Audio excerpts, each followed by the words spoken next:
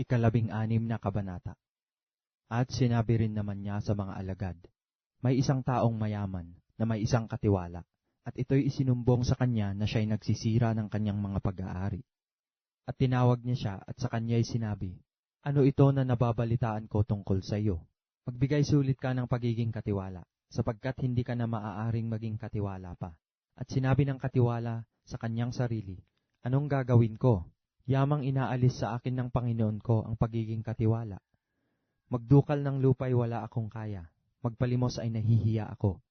Nalalaman ko na ang gagawin ko, upang kung mapaalis ako sa pagiging katiwala, ako ay matanggap nila sa kanilang mga bahay.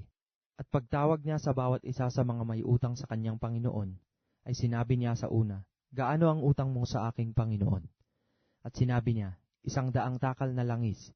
At sinabi niya sa kanya, abutin mo ang iyong kasulatan at maupo kang madali at isulat mong 50. Nang magkagayon ay sinabi niya sa iba, at ikaw, gaano ang utang mo? At sinabi niya, 100 takal na trigo. Sinabi niya sa kanya, abutin mo ang iyong kasulatan at isulat mong 80. At pinuri ng kanyang Panginoon ang lilong katiwala, sapagkat siya'y gumawang may katalinuhan, sapagkat ang mga anak ng sanglibutang ito sa kanilang sariling lahi ay matatalino kaysa mga anak ng ilaw. At sinabi ko sa inyo, makipagkaibigan kayo sa pamamagitan ng kayamanan ng kasamaan, upang kung kayo'y magkulang ay kanilang tanggapin kayo sa mga walang hanggang tabernakulo. Ang mapagtapat sa kakaunti ay mapagtapat din naman sa marami, at ang di matuwid sa kakaunti ay di rin naman matuwid sa marami.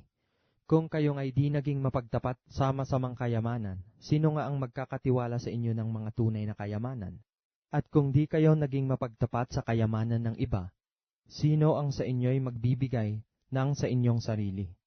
Walang aliping makapaglilingkod sa dalawang Panginoon, sapagkat kapupuotan niya ang isa at iibigin ang ikalawa, o di kayo'y magtatapat sa isa at pawawalang halaga ang ikalawa. Hindi kayo makapaglilingkod sa Diyos at sa mga kayamanan. At ang mga Fariseo na pawang maibigin sa salapi ay nangakikinig ng lahat ng mga bagay na ito at siya'y tinutuya nila.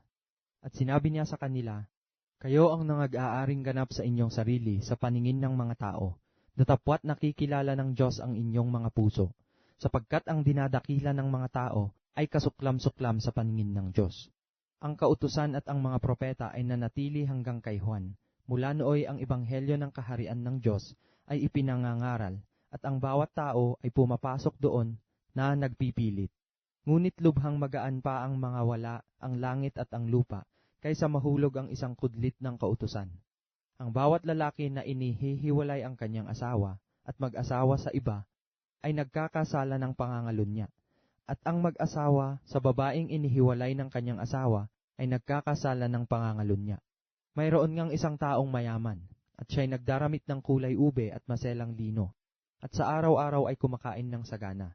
At isang pulubi na ang pangalay Lazaro, lipos ng mga sugat, at inilalagay sa kanyang pintuan, at naghahangad na mapakain ng mga mumo na nangahuhulog mula sa dulang ng mayaman. Oo, at lumapit pati ang mga aso, at hinihimuran ang kanyang mga sugat. At nangyari, na namatay ang pulubi at siya'y dinala ng mga anghel sa sinapupunan ni Abraham. At namatay naman ang mayaman at inilibing. At sa Hades na nasa mga pagdurusa, ay itiningin niya ang kanyang mga mata at natanaw sa malayo si Abraham, at si Lazaro ay nasa kanyang sinapupunan. At siya'y sumigaw at sinabi, Amang Abraham, maawa ka sa akin, at suguin mo si Lazaro upang itubog niya sa tubig ang dulo ng kanyang daliri, at palamigin ang aking dila, sapagkat naghihirap ako sa alab na ito. Datapwat sinabi ni Abraham, Anak, alalahanin mo na ikaw ay tumanggap ng iyong mabubuting bagay sa iyong pamumuhay. At si Lazaro sa gayon ding paraan ay masasamang bagay. Datapwat ngayon ay inaaliw siya rini, at ikaw ay nasa kahirapan.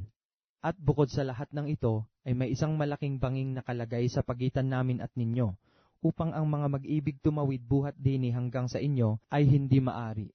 At gayon din walang makatawid mula dyan hanggang sa amin. At sinabi niya, ipinamamanhik ko nga sa iyo, Ama, na suguin mo siya sa bahay ng aking ama.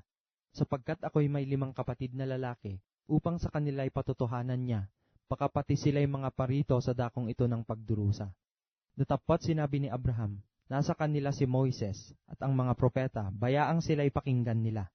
At sinabi niya, hindi amang Abraham, datapwat kung ang isang mula sa mga patay ay makaparoon sa kanila, sila'y mangagsisisi. At sinabi niya sa kanila, kung di nila pinakikinggan si Moises at ang mga propeta, ay di rin mga hihikayat sila, kahit ang isa'y magbangon sa mga patay.